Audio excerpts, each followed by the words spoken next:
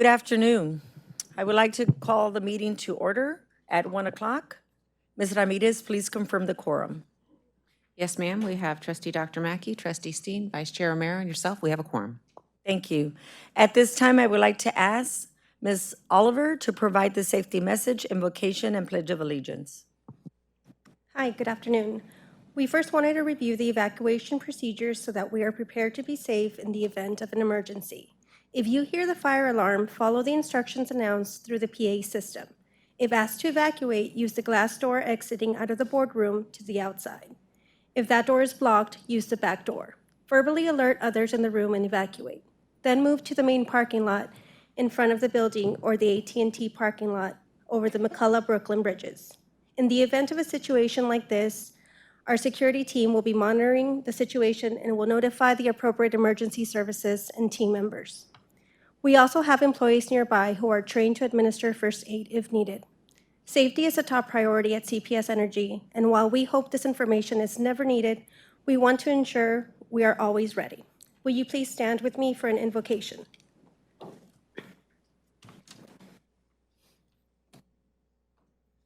We thank you for the many blessings you have freely given to each of us. We ask for your presence to guide this meeting of the CPS Energy Board of Trustees. Provide them with the knowledge, compassion, and wise counsel needed as they discuss the business matters on the agenda today. Help us all to remember that we are stewards acting on behalf of our customers and provide us with the grace to serve all people well. We ask this in your name. Amen. Now please join me in the Pledge of Allegiance.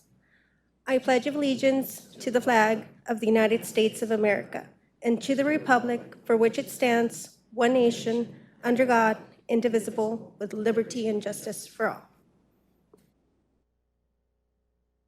Thank you, Ms. Oliver. Ms. Natalia Lopez, please proceed with the public comment. Thank you. Public comment provides an opportunity for members of the public to share thoughts on posted agenda items for this meeting. We will invite pre-registered speakers to speak. They may only address the board on CPS Energy-related business posted on the agenda. Speakers should state their first and last name, the organization or group they represent, and the agenda item they will speak about. For this meeting, we have 2 in-person speakers. Each speaker will have 2 minutes to speak. Thomas, will you please cue the timer? Our first speaker is Henrietta LaGrange, followed by Ed Banis.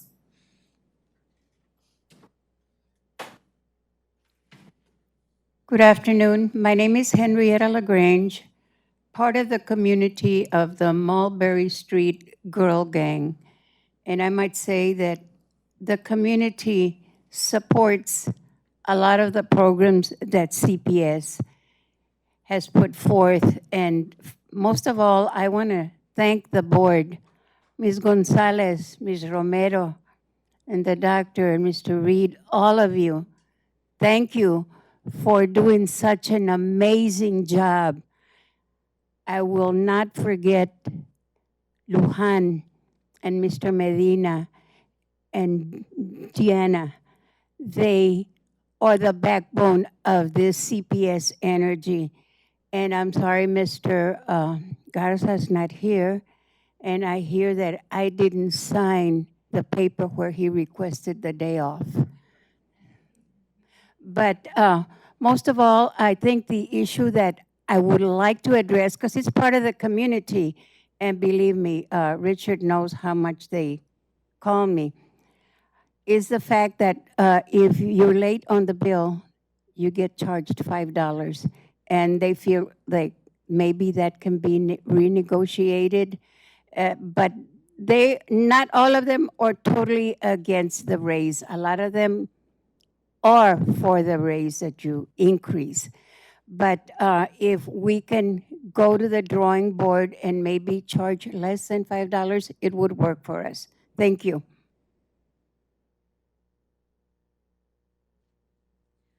Thank you for your input. Our next speaker is Ed Banis.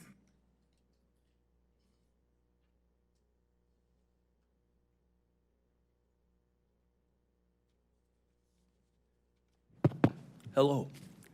Is it working? It's green, it's working. Hello, my name's Ed Banis. Last time I did any public speaking was in the 90s in college, so let's hope I don't mess this up. I want to say first that I drove for VIA for 8 years. There's a lot of poor people out there. Just, that's where it is. And this raise that's price increase that's coming, it's, just one price increase on everything else. I do believe CPS does provide money to the city. It does help us keep our taxes down by doing that, and you can read in the paper exactly how that works. But I think CPS needs to make sure that they're moving away from coal and gas still, because solar, wind, nuclear, other resources are available, and they are cheaper and will be cheaper in the future. And I think the article in the paper the other day says it a lot better than me. So that's all I have to say. Remember, when you're doing price increases, like on the bus, you're going to hear that it was only a nickel 50 years ago, but things do go up. So just keep that in mind. It's not the only price increase. Thank you for your time. Thank you for your input. That was our last speaker. Thank you, Ms. Lopez. Next item on the agenda. I guess before we go to, I don't have chair remarks today other than happy Thanksgiving. I won't see y'all. By the time we have a next meeting, will be in December. Other than that, again, just thank you for being here, and especially to those speakers taking time out of their day to be here with us this afternoon. On that note, does any board members have any questions or comments before we move to the next item? Okay, then we're going to go ahead and move to item number 5, which is consent agenda. On the agenda, we have the following items. That is A, payment to the City of San Antonio for October 2023. B, procurement items, general services, specialized ecosystem of IT service provider to support our digital transformation. Is there a motion to approve? Move approval. Is there a second? Second, first by Dr. Romero, second by Dr., oh my God, so many doctors, Mackey. So we got 2 doctors, doctor, both approved. Next item. Oh, sorry. Yes, ma'am. Trustee Dr. Mackey? Trustee Steen? Yes. Mayor? Vice Chair? Yes. Chair? Yes, Motion sorry about carries. that. Okay, we're going to go ahead now and move on to item number 6, which is the regular agenda, committee meetings. A, Audit and Finance Committee meeting held on 10/16/2023. B, Employee Benefits Oversight Committee, EBOC, meeting held on 10/16/2023. Discussion?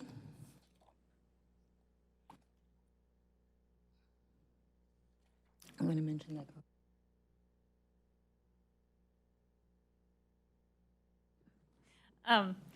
I was just noticing a very minor point that sometimes the actual committee members are shown with the attendees and sometimes they're not. And so there's a difference with these two. So that's just something maybe we could be consistent with across all our subcommittees. Yes, ma'am. Okay, any other discussion on the committee reports? Is there a motion to accept with the correction that Dr. Romero has requested? There's no motion needed, ma'am. In lieu of reading the committee reports aloud, they'll be available in the board book, if that's acceptable to anybody. Is everybody okay with that? Everybody's good? All righty. Okay, then we're going to go ahead and move over to item number 7. Ms. Julie Johnson will be presenting depository service contract approval. Ms. Julie Johnson, can you proceed, please? Thank you, ma'am.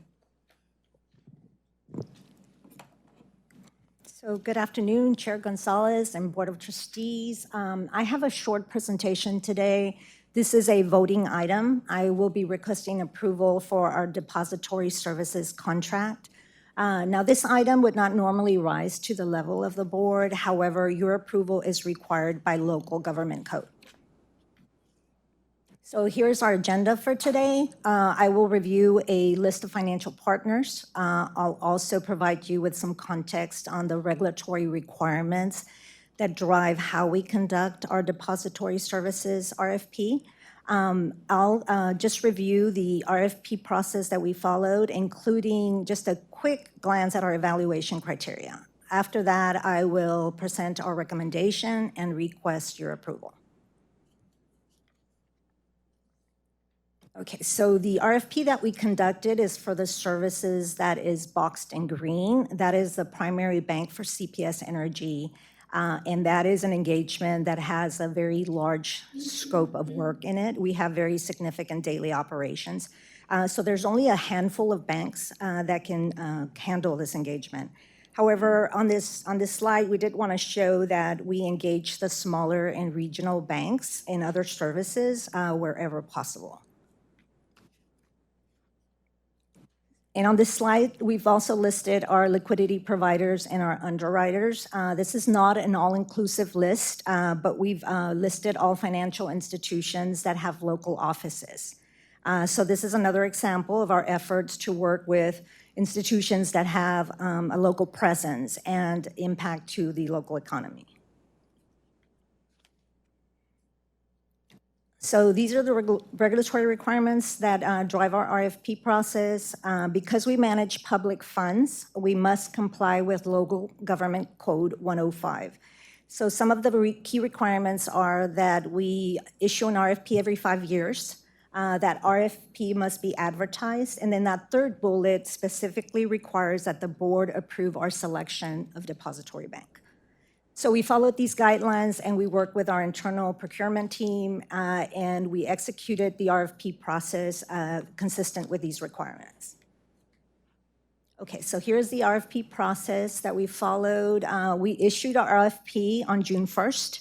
We received 6 responses and we had an internal evaluation team that further reduced that list of respondents to 3 finalists.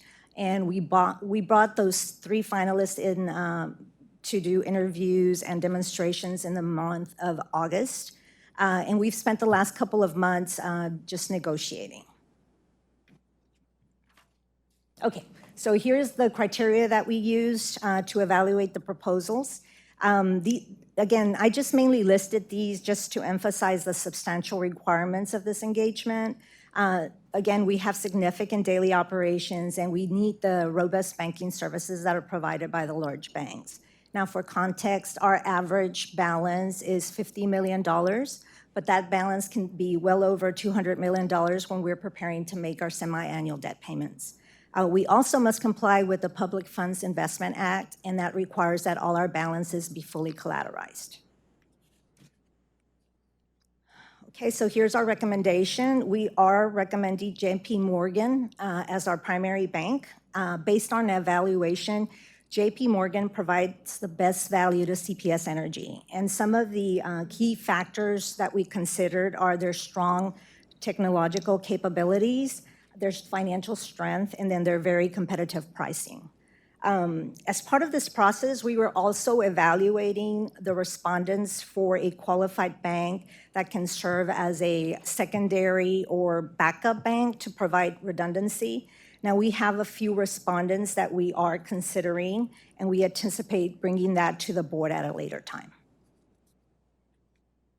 And so here is our formal request, and I will be happy to answer any questions prior to your vote.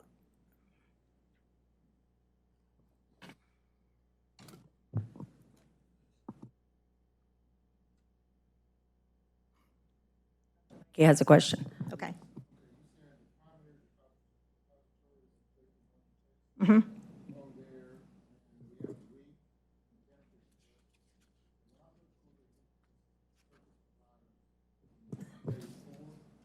Yes.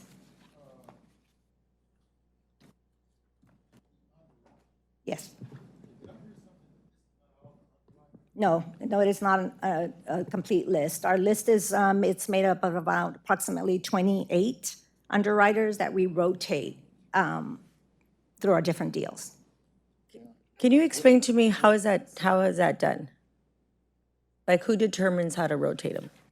We do internally. We assess not only their participation with us when they bring us recommendations for innovative deals, et cetera, But we also do look at a schedule of when they work with us last. And how many of them are local? I noticed Espinosa's not on there, that These are all the underwriters that have local offices, local office or locally founded. local offices. A few of these are actually headquartered in San Antonio. Madam Chair, I agree with the current financial on number 8, current financial partners. However, the underwriters and liquidity providers, I'd like to amend that and put that off at a later date, but approve the rest of it. So I just want to amend that one piece. So today's approval is just for our primary bank. I listed the liquidity providers and the underwriters as just an example of us using, institutions with local presence. Okay, so we're not approving that. No, you're not approving that. This is just for the primary bank. Okay, I'm fine with it. Okay.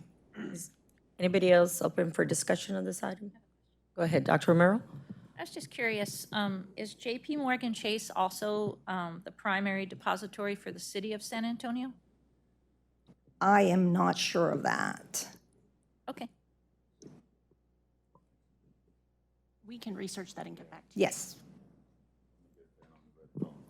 I think we're going to have such discussion on this item, huh? Just kidding. Any other discussions? Do you want to find out first?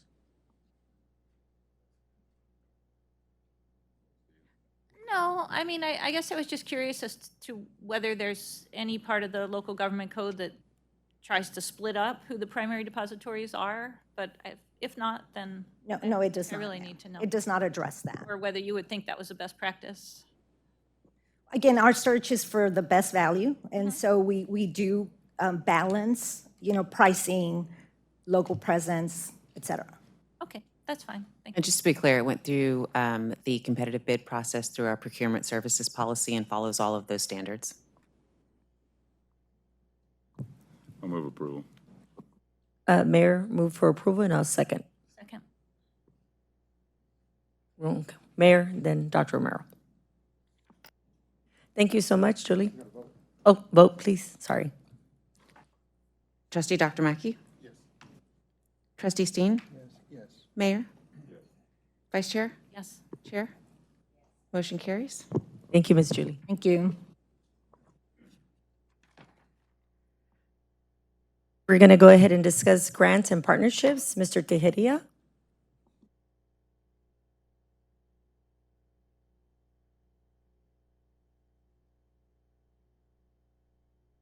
There we go. Sorry, we're still asking questions on the last present. We're good to go. We're focused now. It's all We're right. good. Well, good afternoon, everyone, and appreciate the opportunity to come in front of you today to talk about the work that we're doing here at CPS Energy with regard to grants and the leveraging of partnerships within our community to go after these dollars. To start off, I want to, in particular for folks that may be listening or watching for the first time, I kind of want to start foundationally on where we're going with the strategy around our grant program. It was about 1.5 years ago where you started seeing an influx of opportunities that were becoming available to utilities as well as the industry around federal opportunities as well as state opportunities for funding to help rather speed up the adoption into new technology, both generation from a poles and wires or customer experience, or at the same time, as we've talked about, potential payback options under various tax codes that might be now available for municipal and utilities that are tax exempt. But at our foundation, our strategy has really been focused around the strategic objectives that were set by under the Vision 2027, under the leadership of Rudy and the other executive leadership team and ultimately this board. Each one of these objectives plays a critical role in each of our grant program opportunities, as well as the way we're assessing and deciding which ones to go after. Rather from an operational evolution in the sense of looking at new technology and how we can maybe speed up the investment or infrastructure improvements, the financial stability where it rather gives us opportunities to do a one-for-one in certain cases, or a cut in up to 50% of a project that might be available to us. And you've heard me talk about all of this at the value of our customers. And then we'll talk a little bit more in the deck around the community partnership and growth, but I will also just highlight, again, traditionally, CPS Energy had not been very active in this space. Our role had been very secondary in the sense that we were usually offering letters of support for other entities to go after these dollars. I think you're seeing from a cultural perspective, all of us kind of shift in that mindset and are looking collaboratively about how we can better position the utility into the future for our customers. Really, the federal opportunities are really aligned with our community goals, and we're looking at them from 4 big buckets. You'll see them from left to right: new technology, which is focused on new generation technology, new potential product offerings, things like electric vehicles as we think about energy storage solutions, the technologies that will help us transition into the future that we're looking towards. From a climate transformation standpoint, looking at rather tree programs or carbon transition, as well as connecting the dots back to our energy efficiency program. Ownership, which is something, again, we'll be talking more about as more of the final rulings become available, but the IRA in particular, which is the Inflation Reduction Act, I should have mentioned that, has given municipal utilities in particular the opportunity to now actually be in an ownership model for renewable technology. Up to this point, there had been a lot of, I would say, barriers for ownership, mainly in particular because developers had access to tax credits that would not be applicable to CPS Energy. So the model up to this point in regards to our power purchase agreements with renewable technology, we've gone down that route, leveraging best deals with developers on the private sector to provide that value back to our customers. Moving forward, again, as the IRS finalizes the rulemaking and the process for that, CPS Energy, in theory, now could be positioned to take advantage of what's equivalent to those tax credits moving forward, which again maximizes the value and shifts the mindset of putting us back into a build, develop, and own model versus a power purchase agreement. And then the last one, which we'll spend a lot of time talking about here as I go into more depth on a particular announcement that you all have already heard about around grid transformation. No secret, grid resiliency, grid reliability continue to have a new definition, a new perspective for our customers and for the industry. It is something that we're actively seeking to always work and improve upon. And with that also comes opportunities around just the broader transformation around more automation, more technology, and the broader infrastructure improvements to ensure reliability and resiliency. A couple of things that I just do want to highlight, though. There is still a lot of questions in this space. You heard me talk about the need for additional guidance and final rulemaking. That is very prominent. The role of various stakeholders as well as the role of the state as we play into the future, that will be important.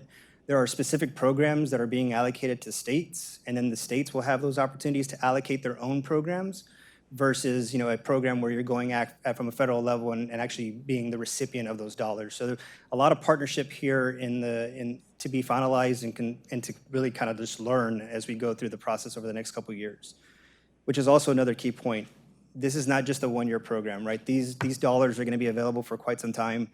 There are continuous programs that are being funded, feels like on a monthly basis at this point, as again, the industry looks to make this transformation into the future.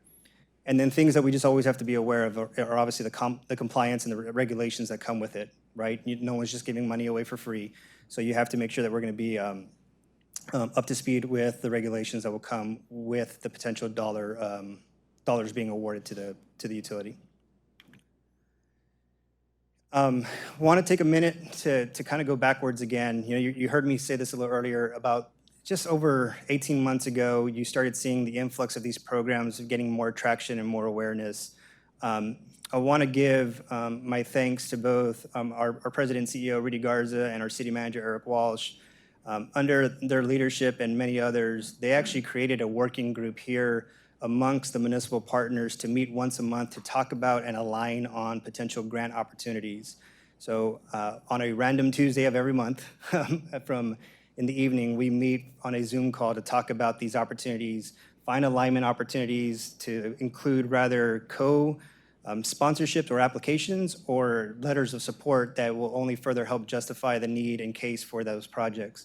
Because of that collaboration, we have participated in many letters of supports for other entities around seeking opportunities, as well as we have sought their support when we are going after our grants. A couple of the members that we'll just highlight there, and I'm sure I'm not listing them all, but SAWS, VIA, Brooks, Port San Antonio, ACOG, San Antonio River Authority, and others participate as well, obviously with the city, Bexar County, and ourselves. And then we've actually gone a step further, and we're also participating with our trade organizations as well. So LPPC, or the Large Public Power Council, the American Public Power Council, EPRI, UTSA, we all have a ongoing collaboration there. You also heard me mention that traditionally, previously our history, our track record was to be more in the support role. We've had an ongoing relationship with both Sonida National Labs and UTSA in supporting them on their efforts for various grants over the years. But again, as we're looking into the future, we're looking at re-examining all of these partnerships to figure out how we maximize the value back for our customers here in San Antonio. Gonna transition now and talk about 3 grant opportunities that we are rather actively seeking or have some information on. The first one here, again, if we look under the grid transformation bucket of the visual from earlier, this is a PHMSA grant, the Pipeline and Hazardous Materials Safety Administration. This is a grant that we are going after that allows us to move up capital investment to replace about over 16,000 feet of steel main and 232 feet of steel services on the gas side of the business. Unlike some other grants that you'll hear me talk about, this grant is actually a one-for-one with dollars. So this is actually eliminating a potential expense that we would have to do and giving us a full 100% reimbursement for a project that is already included in our capital plan. This is work that has to be done. And again, this was one of those opportunities where you could actually speed up or accelerate, I should say, the replacement of just over 16,000 feet of steel main in our gas system of an aging infrastructure. This grant in particular, want to highlight letters of support that we received from Congressman Joaquin Castro. Not Joaquin. It is Joaquin, thank you. Joaquin Castro, sorry, it's Monday. I'm in that district, it is what? Yeah. Want to thank Congressman Castro for his letter of support. This particular project is located in District 5 in the 78237 zip code. A common themes that we're seeing with all these grants is targeting areas of town that are underrepresented, rather from a low to moderate income perspective, part of a Justice 40, or in an underserved area of town. So this opportunity, again, allows us to expedite a replacement project on our capital plan with potentially getting a one-for-one reimbursement. The next one falls under the new technology bucket of the visual. This was in, it's called the CFI grant, or the Charging and Fueling Infrastructure Grant, out of the Department of Transportation. This grant in particular is looking to rather incentivize or speed up the adoption for electric transportation, in particular around charging infrastructure. Similar to what you've heard me say about the PHMSA grant, again, targeting specific areas of town that are rather underserved, rather with infrastructure right now from a charging perspective, or create a solution for a need for charging solutions to rather meet some type of a corridor or big chunk of highway that is underrepresented. We are actively participating in this grant right now. We submitted the application back on May 30th. The deadline was in June, so we were ahead of the game here. What's important about this one is that it really is broken into 3 categories. There is a planning section, the implementation section, and then an education and promotion section. And it specifically, if awarded, you can use up to 5% of the awarded dollars on education, promotion, and outreach. And so there is a specific call for action here on promoting and bringing awareness to the infrastructure that you're investing. In particular, we did apply for the full $15 million of reimbursement for this program. The idea here is that we would work with our partners through the RFP process and go out and design a charging fueling station of the future, right? These are things you are seeing in other parts of the US, other parts of Texas. But in particular, we're looking at how do we maybe solve or offer a solution on the I-37 corridor, because currently there is no or very limited infrastructure once you get south of downtown going to Corpus. And so this is an opportunity to again, partner with both local and national folks involved in this industry to build out a EV fueling station of the future if awarded. We anticipate an announcement in the November-December timeframe, so hopefully in the next couple of weeks we hear something. But another common theme that you'll hear me say quite often is none of the timelines are actually being upheld. Everything is running slower than we would have imagined. So we're in the wait and see right now for the CFI, or the Charging and Fueling Infrastructure Grant, out of the Department of Transportation. The last one is, again, under grid transformation. There's been some very good stories and support information out on the last couple of weeks around this one. Our grid transformation team, which is led by Richard Medina and Rick Maldonado, who's my peer on the grid transformation team, were recently awarded up to $30 million for what we're calling grid resiliency and improvements. This grant application, known as the GRIP grant, comes out of the Department of Energy and is working with us to develop some use cases around the future of resiliency at the substation level. We've heard a lot of conversations over the last couple of years around resiliency from a power plant perspective and resiliency from a home customer's perspective. This is now taking resiliency and looking at it from a substation perspective. So for our folks listening in for the first time, these are the big infrastructure sites that you see within our community that feed the big metal poles, the transmission, which I kind of refer to as our highway of power, that's feeding it to the distribution lines that go into our customers' homes. We're going to have the opportunity to work on 4 different use cases that further improve the resiliency and reliability of those substations, and I'll talk about that here a little bit. The specifics, a lot is still being negotiated, and a lot of work has to be done between our teams and the government, but we are working towards all of the T's and C's to get that closed out. The total project is looking at around $60 million that, again, is already included in the capital projects for the next couple of years.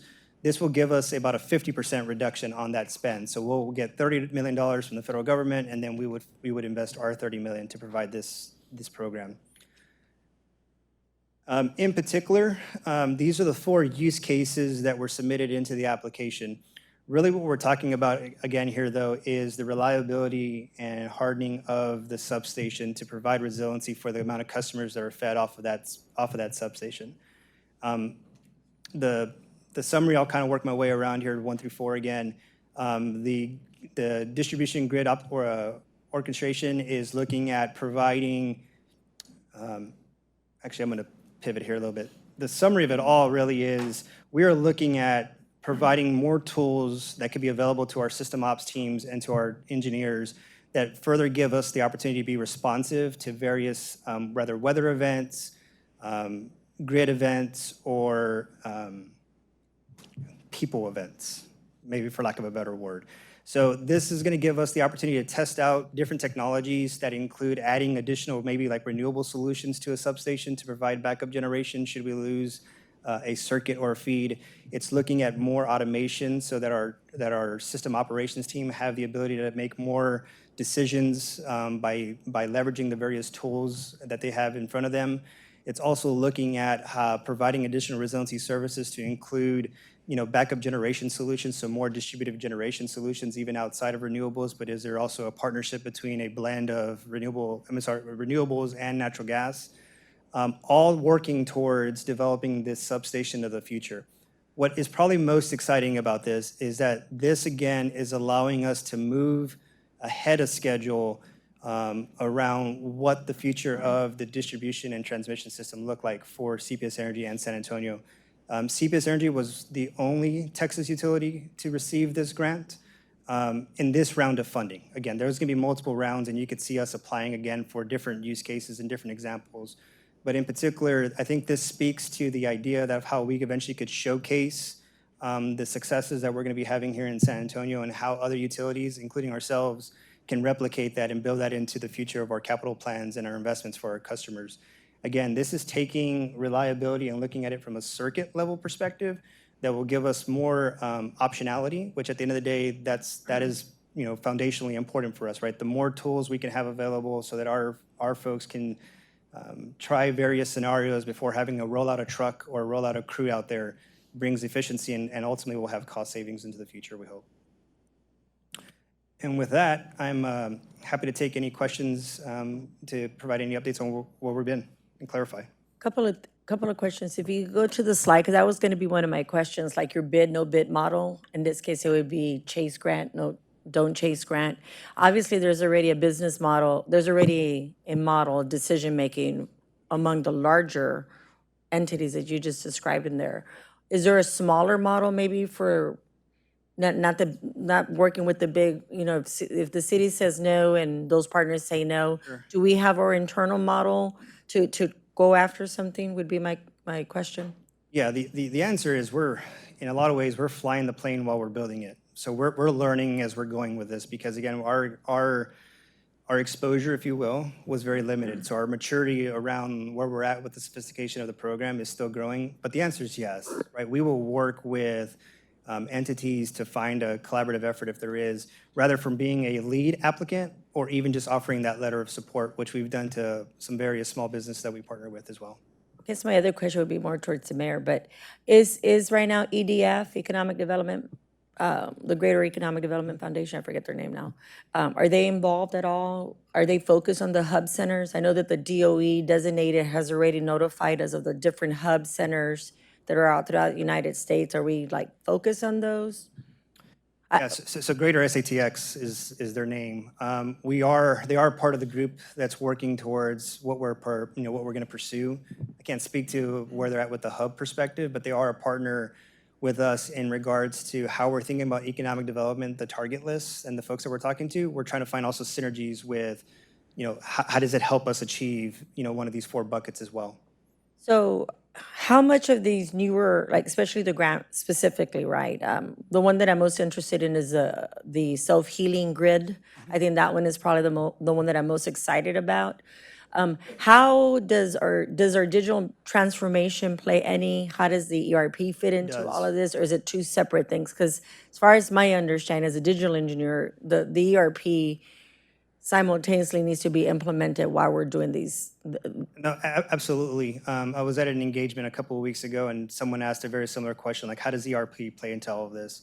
At our foundation, if you don't have the systems in place to allow for this automation, then why make the investment in these tools, right? So as part of that transformation, as we implement the different phases of that program, this is all about enabling our workforce to have more optionality to be able to execute on strategies that will help with that self-healing grid, the automation between generation leading to transmission distribution all the way to our customers. So yes, it does play a key role, and all of the use cases in particular for the GRIP grant play into that model of a self-healing grid.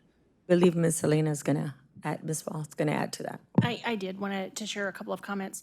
Jonathan's absolutely right. Our digital transformation is going to cut across every part of the service delivery model at our utility. Really, with this GRIP grant, we're going to be able to, on a small scale, in predominantly disadvantaged neighborhoods, put forth demonstration capabilities of what we can become relative to self-healing and increasing resiliency.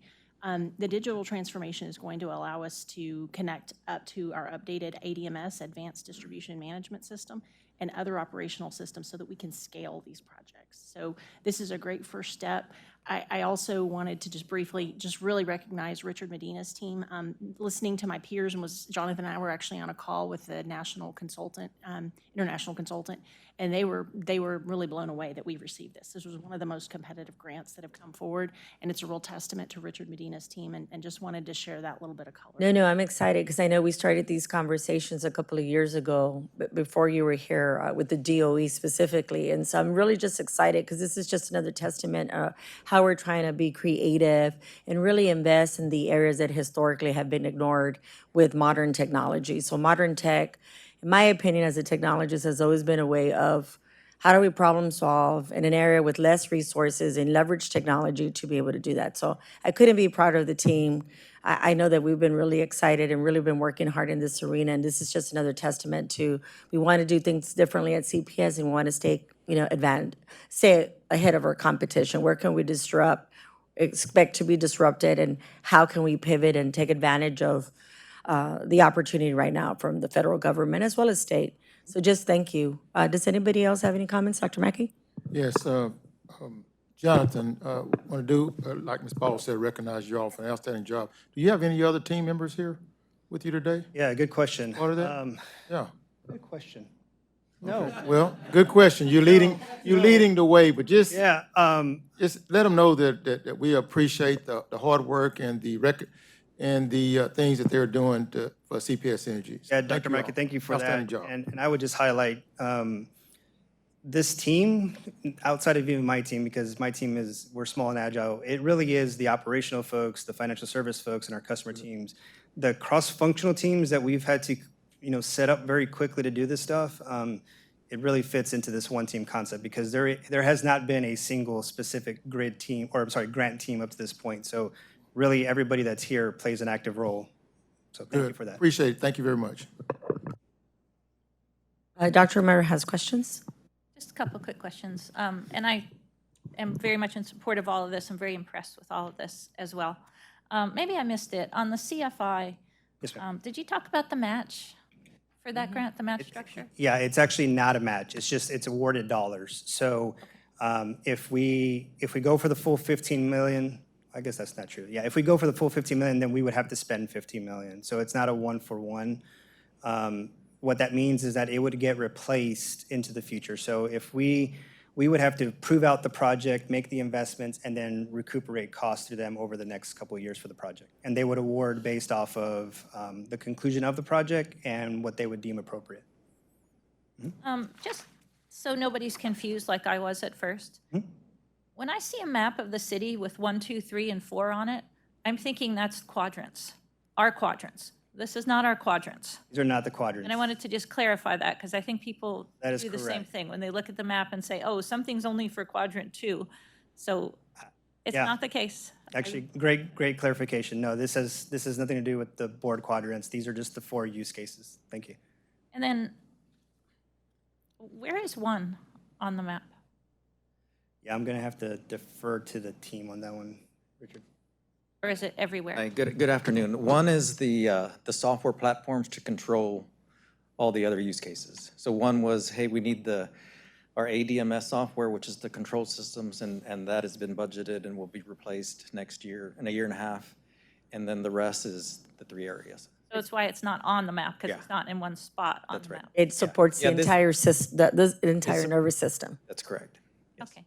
My last question, Jonathan, is as you're applying for these grants, do you have to spend time talking about the digital transformation? In other words, do you feel you would be less successful if you just said, oh, yeah, we're not doing anything about Yeah. digital transformation? How crucial is that? It does play a role. So we do have to tell a pretty lengthy narrative in the application process. If anyone has ever submitted for a federal grant, you know that they're not short on words or paper or documents. It's all about bureaucracy. And so, so Dr. Romero, yes, it is part of that broader narrative to be able to communicate where we're at with our strategies around Vision 2027, where we're at with our carbon transition. All of that does play into it, and I do think that helps tell the narrative, which makes us competitive. Thank you. The mayor's next. Yeah, it's great work, Jonathan, and to your team. I would just, again, in addition to congratulating you on the grant awards, just urge us to continue to double down and keep the pedal to the metal. What we continue to hear from all the departments on all the legislation, but particularly the IRA, is that they're trying to help us spend these dollars because they're available to local communities and states, but particularly local communities, and it's for innovation, so that's the reason why a lot of the contours of these pieces of legislation actually haven't been written. They want ideas. The other thing I'd say is that we're in a very unique position as a very large utility that's owned by the public, is that basically everything that we would come up with, we have leveraged dollars, whether that's at CPS itself or at the city. We can come up with a match. It's already there. The city recently passed a $10 million annual REIS fund. We've cited that as potential leveraging too. So whatever y'all can think of, dream up, that can help us continue to accelerate our generation strategy, I would say let's go for it. And the charge for you guys, Elena and Rudy and Jonathan, is to let us know what resources you need to apply. I continue to tell our city folks this. We should have there shouldn't be a day where we run out of man-hours to apply for grants. If we need to hire more people to send more applications, let's do it, because I think that we have a window of opportunity that can be very lucrative and beneficial for our taxpayers. Thanks, Jonathan. Well said, Mayor. Any other questions? John? Mr. Steen? Mr. Tiarena, I always appreciate your presentations, and I have some comments and questions, if you please. If you all would put up slide 4. So though you concentrated today exclusively on federal programs, you did at least include right up there, State of Texas Prop 7. Yes. And so as most know, Proposition 7, a constitutional amendment creating the Texas Energy Fund, passed by a wide margin November 7th. And as I understand it, this $10 billion amendment authorizes putting $7.2 billion into a low-interest loan program to pay for the maintenance of existing natural gas-powered plants and the construction of new ones. The additional $2.8 billion will provide grants and loans to create microgrids and support utility projects outside the ERCOT region. The funds are to be used to support not only natural gas projects, but also coal and nuclear projects. Its focus is incentivizing baseload power and dispatchable energy. And of course, dispatchable is a term for power that can be switched on and off quickly so it can be relied upon as demand fluctuates. The program works by providing 20-year loans at 3% interest for generation added within ERCOT's jurisdiction. The PUC will act as a bank, funding loans and bonuses when new capacity is added by certain deadlines. So what I've just said, is that generally correct? That is correct, sir. All right. So now CPS Energy's current plan is to convert Spruce 2, a coal plant, to run on gas. And our CEO has indicated that it will cost about $60 million. And also, we currently have 8 peakers, which also run on gas and can power up within 5 minutes. And the plan is to add more, as much as 400 megawatts more. Is that correct? I believe so, yes, sir. That's the general plan. Correct, Ms. Ball? Yeah. Yes, sir. So my questions to you are, when CPS Energy moves forward with the Spruce 2 conversion and the construction of additional peakers, how will that be financed? Yeah, I don't know if I can speak to the finance, but I do want to, maybe before Corey comes up, I do want to talk about Prop 7 a little bit, because I appreciate you bringing that back up in more detail. Similar to the IRA, we are now going to be jumping into the rulemaking part of how those dollars will be administered and all of the T's and C's that will get applicable, that will apply to us. And so we were just on a call this morning with our state and federal team talking about that exact same thing. So we will be looking forward to working with the PUC and responding to any inquiries they have to make sure we solidify, the rules of engagement. Because if it's an option for us, again, I think a common theme you will consistently hear from us is we want to be able to utilize as many of the tools that are out there and available that ultimately, bring back that value back for our customers. But I'll transition to Corey. Hey, Mr. Kaczynski, let me throw out my other 2 questions. You can answer them all at once. So in addition to that question, then might CPS Energy be incentivized to finance these projects with 20-year loans at 3% interest from the Texas Energy Fund? And then, Mr. Tiarena, going back to you, what other ways will CPS Energy be incentivized by the creation of the Texas Energy Fund? I think the overarching answer is, we're going to consider everything on the table into our analysis. And so we're at the beginning of this. It's passed, so it'll get worked into our evaluation. So to the extent we come back and have that discussion, we'll definitely let you know how it filtered in. If I could just add, I think what's going to be really important to all trustees is we plan to expand, I believe, on the 2027 vision plan, and that will allow, all of us will have feedback towards that. They're going to obviously pitch to us, and we're going to hear that. But I think that's another, to answer Mr. Steen, not necessarily concern, but comments, how are we going to leverage all this toolbox? And I think that's why we need to go back to the table and revisit the 2027 plan and then decide strategically what projects make sense or what business cases make sense. And I believe, Elena, you're going to add more. I was, Trustee Steen, as Corey, as our CFO indicated, all of these options, whether it's grants, matching, or low-interest loans that we can't directly access through our current financing structure, are all on the table, and we're going to pursue them. You know, just speaking candidly, we're all taxpayers, and we want to bring back as many of these programs to our community as possible. And so certainly being able to finance our peaking plants through this structure may be the absolute most advantageous method. And if so, we're going to pursue that fervently, since we do have that as part of our generation plan. I'm not Any sure. other- I'm sorry, you had a second part to the question, but Well, maybe, Mr. Kaczynski, again, when you're thinking of financing those projects, what's your first thought in terms of doing that? My first thought is to get the lowest interest rate on it. So to the extent that that's competitive, that's great. And typically, we've been borrowing at close to low 4s here recently. So, you know, to the extent you got 20 years at 3% attractive to you? Huh? Yeah, absolutely. Absolutely it is.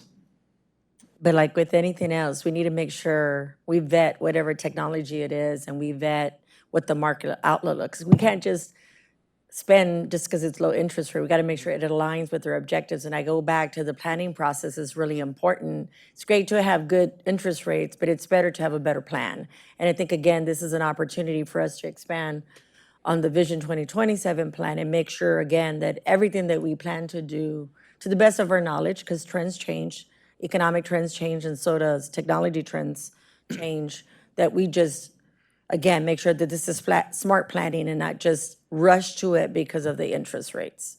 So I want to thank the lively conversation we've had. I think we're really excited about the future. So thank you again for all the hard work. On that note, we're going to go ahead and move to agenda item number 9, which is Community Input Working Group update. Ms. Deanna? Good afternoon, board members. First off, while this is coming up, I just want to highlight that we continue to be extremely proud to be part of the community here in the greater San Antonio area. And, you know, that's why as we move through the working group, making sure we had a diverse representative sample and voice in the room was extremely important. And as you know, so stepping back for a moment, the working group was set up to get us feedback for the 2023 rate request community feedback. And the outcome is that the board will end up receiving a summary by the end of this week that has the survey results as well as the actions taken by the CPS Energy teams to address the input we received during the rate discussions. But first, I want to step back and just recognize the members that we had participate as part of this working group. There were 3 collaborative sessions that these members up here that you see provided so much information. They offered us their assistance, insights, and they were very adaptable to us. And we just want to say thank you to all of the members. You know, as I go back to talk through our over 900,000 customers that we have, it's hard to get all 900,000 voices in the room, but by having a diverse set from everything from our suburban cities with Mayor Dennis from Live Oak to nonprofits. So we had Food Bank and the CEO from Workforce Solutions participate. We also had community advocates. We had members of CAC and RAC members that you will see and are familiar with. So we had a diverse population, and we want to say thank you to these members. They worked very closely and tirelessly with us over the 3 meetings that we had. And to express our gratitude, we do intend to send a personalized thank you letter to each one of them, as well as certificates to the esteemed group. So for the first meeting, as was requested, we made sure that we presented a historical perspective on what our previously approved rate increases were, and we wanted to make sure that we were providing a comprehensive view of what we were looking at. This allowed us to emphasize the necessity for the continued rate support that we needed, as well as ensure our services of maintenance and improvement are covered. The key takeaways from this meeting included the need to simplify our messages for working class families. We repeatedly heard this is a lot of information. It's too much to provide, and you got to provide it in a much simpler way. And to do that, another recommendation was to find ways to leverage storytelling. Another message that came out was that San Antonio is growing, and they do understand that it requires more investment in resources. There was plenty of conversation about our current operating system and how it is antiquated, and that we've just got to say that. There was a lot of emphasis, especially on the first meeting, but throughout all the meetings, that community engagement in each district and outside of the city is imperative. The second meeting that was held on October 19th was here at our headquarters as well. And at this meeting, we did conduct a detailed briefing on our recent cost of service study. And the key takeaways that we heard were continue to make sure that we are simplifying messages for working class families, continue to use storytelling, being able to explain the differences between our commercial and our residential rates. We talked about it like bulk purchasing, like Costco type purchases, and the feedback we received is that explanation helped. We also needed to focus on the difference between residential and commercial customers, and that we need to make sure that we communicate more for that. And our final meeting was held on November 1st, and as I mentioned before, the committee members were extremely gracious with their time and allowed us to move the meeting back so we could provide what the recommendation was going to be for the bill impacts.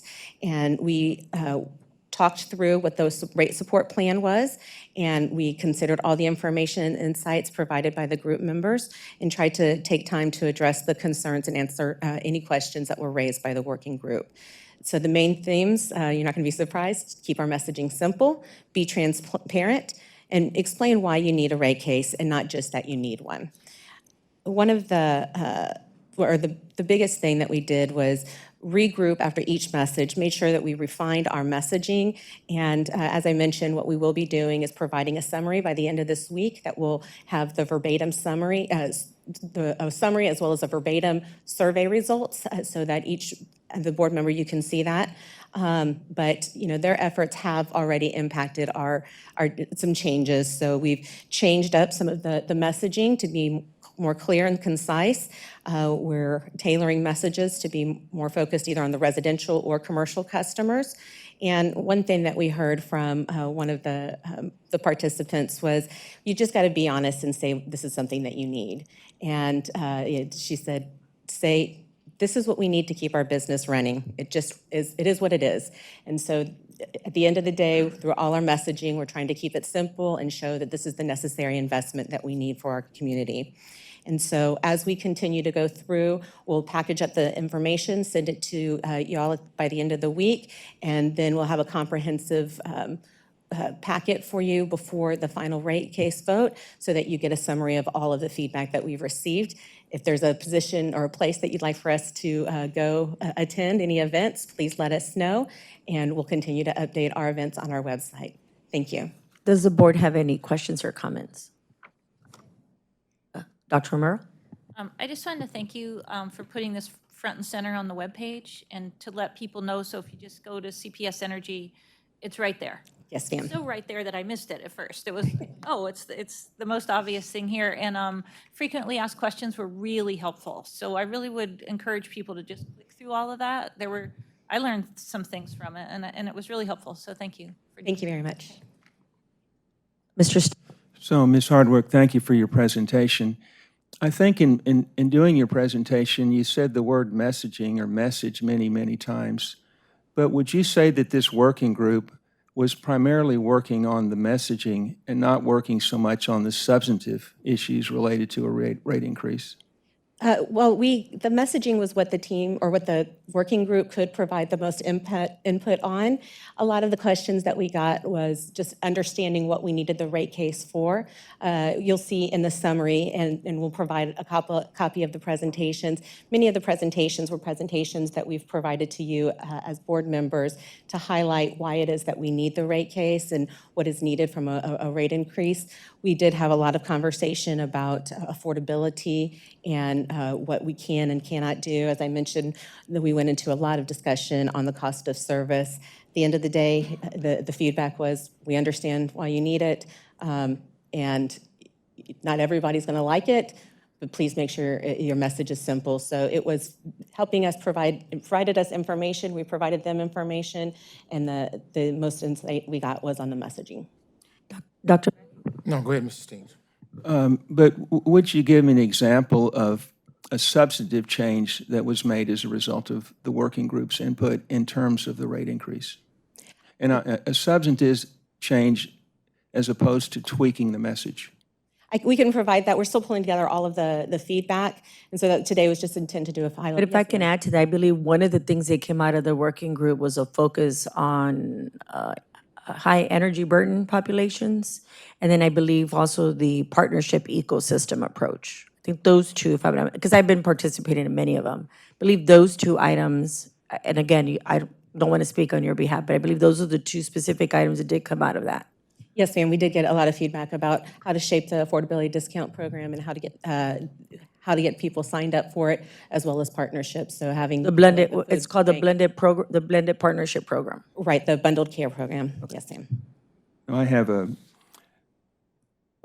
let's see, on November 8th, I believe, after you all made the presentation to us, then you went to City Hall for a B session. Yes. And I'm looking at some comments that were made there. I guess while you find them, I was there. So I believe a couple of things I heard. People saying no, people concerned about the most vulnerable, the need for a consumer advocate, tier rates consideration.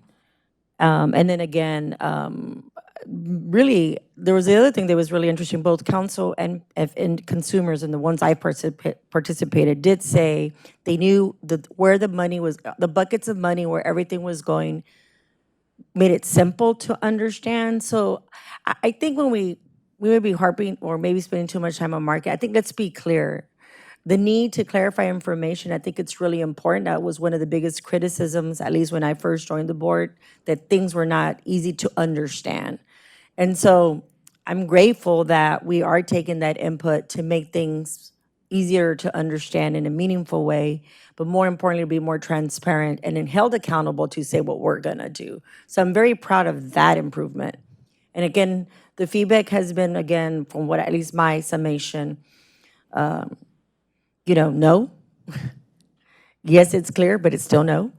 And some have said yes, and then others have just, again, they appreciate where the money is being spent. And then the need, again, like I said, for the two item things, to consider tier rates and then consumer advocate. So that's my summation. Yes, ma'am. Well, yeah, what I was looking for, that during that B session, questions arose from the council regarding the working group. And I guess to his credit, our CEO was candid about the very narrow charge of the working group when he was asked specifically about it. For example, Councilwoman Core's leadoff question to Mr. Garza was why the Rate Advisory Committee was abolished a few months ago to be supposedly replaced by the working group. She then inquired whether there was high-level feedback, and those are her words, that the working group gave Mr. Garza that he'd incorporated into his base rate increase request.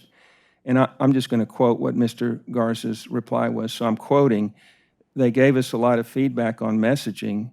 They gave us a lot of feedback on, that's too utility sounding.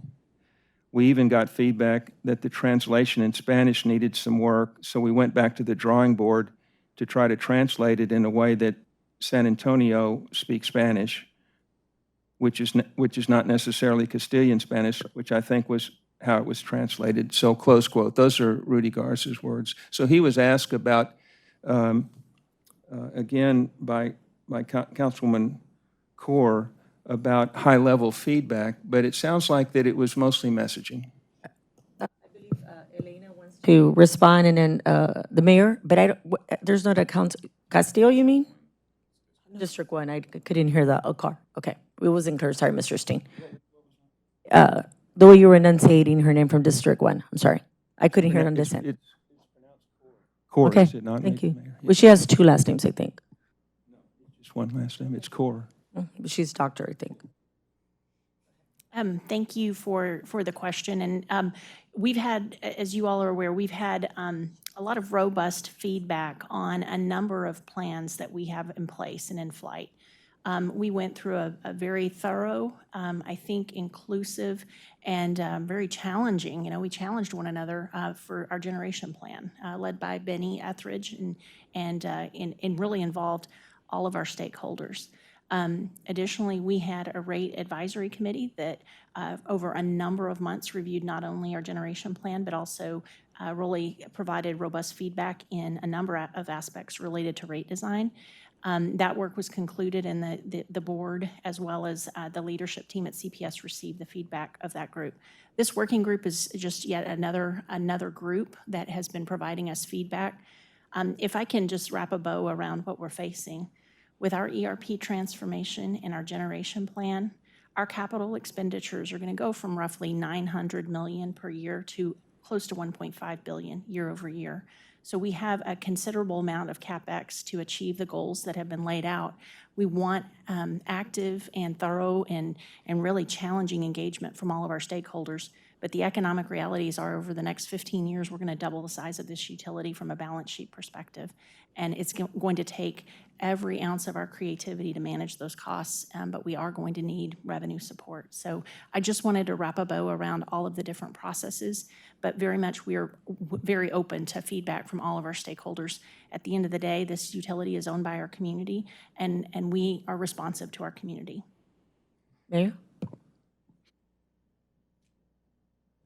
No, Oh, I thought you had a comment. yeah, no, I was going to clarify the pronunciation. Okay, go ahead. Can you? Go No, I think ahead. we got it right. Okay, we got it right now. Thank you. Dr. Romero? Comment. I'm afraid I won't be articulate about this. You know, going through the rack with the generation plan was a little bit different because we just all sort of worked through it together. They were led by experts that we had and that we brought in outside consultants. But it was sort of like we were starting at zero of saying, you know, we don't know where we're going to go with this, and then we sort of went there as a group. And I just see the rate increase as something a little bit different. I can't envision a process where staff, after studying all of this and making their rate increase and then bringing it to the current advisory group, where they would start making changes to it that would change the recommendation that comes to us in the end. You know, where someone would say to Corey, well, you know, that's not right. We just think you're wrong about your assessments, or we think your numbers are wrong. And then the staff would bring us a different recommendation. It is our responsibility, and then ultimately council's to receive the feedback that we're getting from staff and then make our assessment on it. So I want to see what the group has, and I'm assuming we're going to see some of their comments that are substantive when you share the survey with us. But it just doesn't feel right to me to even, I guess I don't completely understand that question of why weren't they given the ability to make substantive changes to the recommendation, if that makes sense. Mr. Steen? Yes, ma'am. I think there was some, there's, in some of the comments, and I listened to the B session, but I think there was some idea that, and this was a pretty high-powered group that you saw of 19 individuals, that they were more involved in the substantive side of it than they really were. And I just wanted to clarify that they were mainly a group that they were shown the presentation, and they were asked, how can we make this a better presentation? And there were some, I did get some feedback that there were some people on that committee that were disappointed that it wasn't more of a substantive role that they were playing. That when they walked into the first meeting, there was the idea that this is what we're going to do. And the only question was, how can we communicate better about how we're going to do it? So I just wanted to clarify that as people examine the process that we're going through. Thank you. Mr. Mayor? Well, I mean, I was there, the B session. I mean, those questions are pretty clear. I mean, the reality is, I think if you ask any member of the public at any point, would you like to raise your rates? The answer is going to be no. The challenge is, now that we have a generation plan that was, you know, challenging to get through, we have a set of investments that we have to make in order to keep the lights on and keep that plan moving forward. And so we can generate a cost of service to that. How we adjust the rates to get there based on rate design, I think those were conversations that did occur. And, you know, given how statute requires us to treat all customers the same and not discriminate based on customer class, there's limits to what we can do. I will continue to advocate to the extent that we can, and I think we're doing a good job of that with our REAP program, et cetera, to ensure that we're giving as soft a landing to this as possible for the most vulnerable members of our community, the ones who are energy cost burdened. And actually, there's some innovation within the new rate in that regard.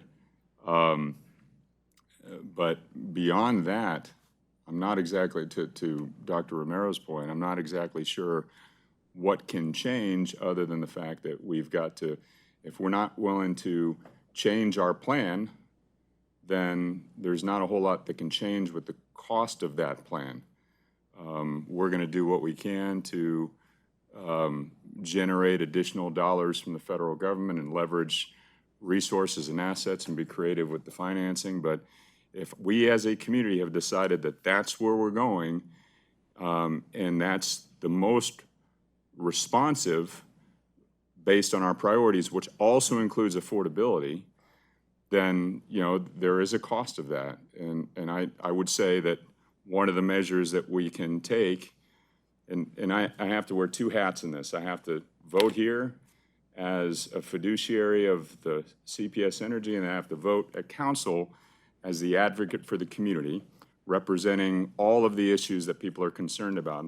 And the way I will govern my vote over there, and again, I'm supportive of where we're going because it takes into account affordability.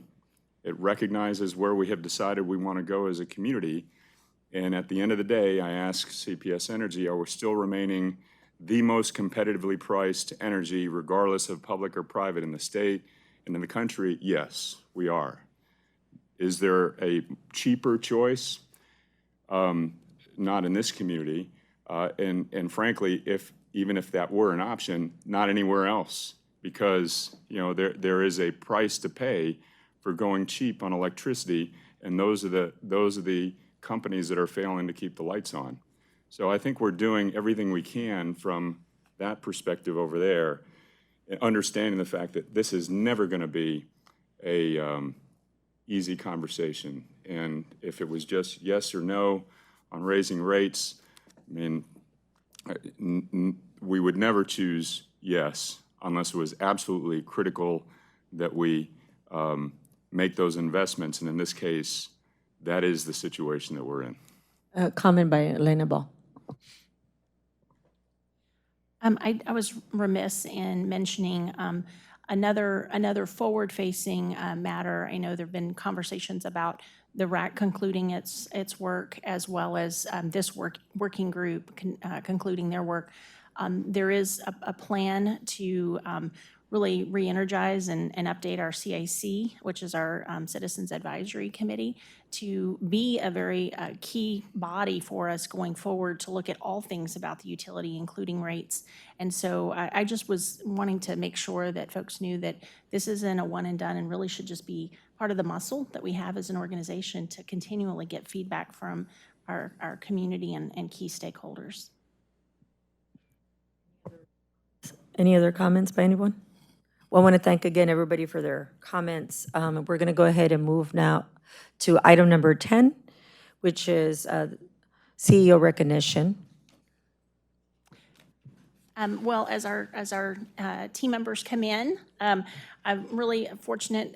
Rudy Garza, our CEO, has been out today on a personal matter, so I'm just humbled to be able to, on his behalf, recognize our emerging leaders cohort, or ELC. The Emerging Leaders Cohort is a rigorous 9-month program, and each of these CPS team members has been involved in a number of work site visits, ongoing leadership development. And really the objective here is for our team members to grow their leadership skills, also build a network. And this program is really key to our people strategy around building the next generation of leaders. So in addition to other duties as assigned, these folks stepped up, raised their hand, and said they want to be part of this, and through a competitive process were selected.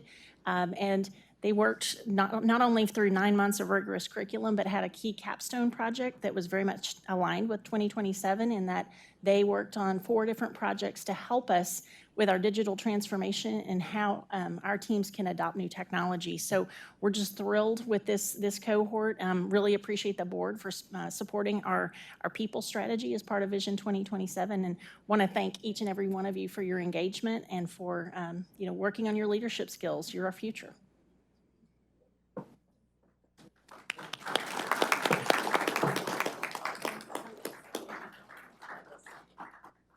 Any more people in that?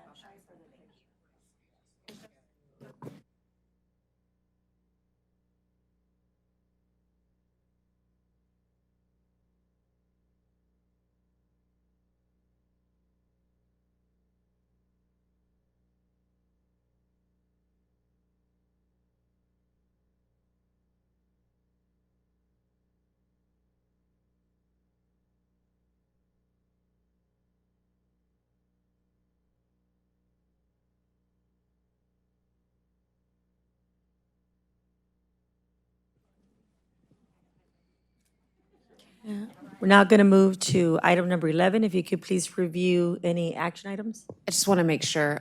Elena, did you have some follow-up comments I'm sorry about to that. the recognition? Oh, no, there is. If you all could pull up the slides. Yes, just have 2 other items to share. It's actually really a great extension of the previous conversation that we had, and it's about ongoing community engagement. So I want to thank everyone and those of you who are guests that joined us today. Obviously, we have a lot of ongoing conversations going on about our rate request. We wanted to share this slide, and this is available on our CPS Energy website. This is really where you can go to get key information, provide us digital feedback, and we have a number of community events that we're at this month and just on an ongoing basis. So we really do want to hear from our customers, our stakeholders about our rate process. So just encourage everyone to go to this site or join us at an event. The second item I wanted to share, we're really excited to learn that we've been selected by Texan by Nature as one of 20 organizations that have been recognized in the state for conservation. Texan by Nature is a really great organization. It was actually founded by Laura Bush. I don't know if any of you knew that, and it's a terrific organization that recognizes business community leaders that are focused on clean energy as well as on natural conservation of our public spaces. So we're really proud to be recognized by this top organization, and it's a real testament to the leadership of our board, the direction from our board, and our great team members who focused on lessening our impact on the environment. So that's all I had. Thank you. Congratulations again to everyone. A lot of good news today, and again, it's just a testament to all the great work that's happening. So thank you very much.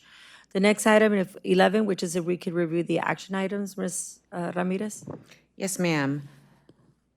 I have several open action items and several that have closed since the last meeting. I had a request from Trustee Steen to memorialize the basis for voting no on Agenda Item 8 from the October 31st, 2023 board meeting. I expect that those minutes will be delivered for approval to the board at our regular December meeting, so I expect to close the action item at the regular December board meeting. I had an item that was requested in executive session from the mayor that will be closed today. And then I have several items that will all close out via a board communication that is expected by the end of this week. It was a request from the mayor to provide a chart showing the cost of fuel trends over the last 10 to 20 years. That was at the November 8th board meeting. I have a request from Trustee Steen to update the appendix slide on financial metrics to show 5 years out. I have a request from Trustee Steen to provide feedback on how long the affordability discount program has been in place. It has been in place since 2008, but I'll include that in the board communication as well. I have a request from Trustee Steen to include statutory references that were discussed during the meeting at November 8th. And I have a request from Trustee Steen regarding the ADP impacts for commercial clients. And as I said, all of those will be closed out via board communication this week. In this meeting, I have 2 action items. I have a request from the Vice Chair to use consistent formats for attendee designation in the committee reports. I will close that by the next board meeting. And I have a second action item from the Vice Chair, and that was clarification on who the City of San Antonio used for depository services provider. I expect to be able to text you all an update today on that as soon as I get an answer. And that is it on action items, ma'am. You can convene us to executive session, please. In executive session, we'll discuss the following: A, consultation concerning security personnel devices; B, attorney-client matters; C, attorney-client matters and competitive matters.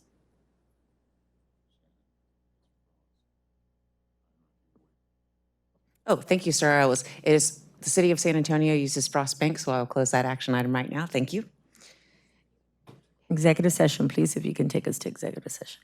Yes, ma'am. At this time, the board is going to recess into executive session to discuss matters that have been duly posted under several provisions of Chapter 551 of the Texas Government Code. As explained by you earlier, ma'am, it was Section 551.071, Section 551.076, and Section 551.086. It is 2:20 as we go to executive session.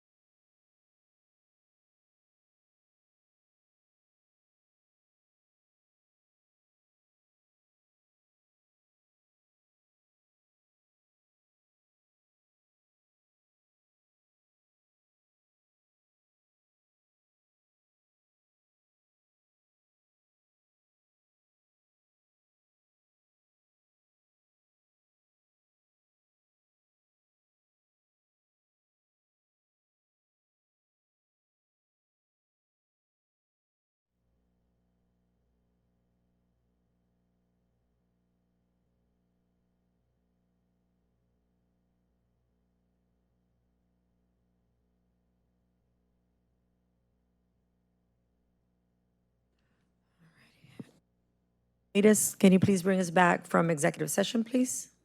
It is 3 p.m. and the board has concluded executive session. I can confirm that there were no votes taken and no matters were discussed that were not part of the posted agenda. We have a quorum and all members are present. Thank you. Does the board have any questions or comments? And if not, I have a motion to adjourn the meeting. Motion to adjourn. Second. Thank you again, and again, happy Thanksgiving to everyone, and what a productive couple of months. So rest a little bit, because we'll be back at it.